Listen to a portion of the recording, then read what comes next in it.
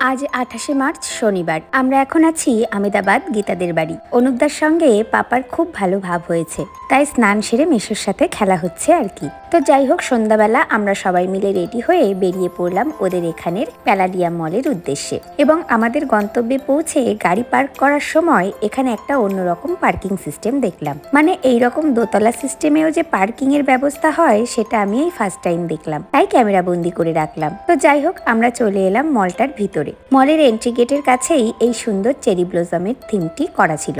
এত সুন্দর লাগছিল দেখতে, তাই আমরা সবাই একটু ছবি তুলে নিলাম। এরপর মলটা ঘুরে দেখতে লাগলাম আমরা। আসলে গীতাদের এখানে আমরা সাধারণত শীতকালে আসতাম, তবে এখন যেহেতু গরমের সময় আর পাপাও সাথে আছে, তাই আমাদের এবার আর অন্য কোথাও বেরোনোর প্ল্যান ছিল না। সেজন্যই সন্ধ্যাবেলাটা একটু আশেপাশের মলগুলোতে ঘুরতে আসা আর কি। আর এনার যে কি হয়েছে আজকে কে জানে, খালি পায়ে পুরো মল হেঁটে ফেলছে আমাদের হাত ধরে। তবে এখানে ঘোরার সাথে সাথে টুকটাক কেনাকাটিও সেরে নিয়েছিলাম আমরা।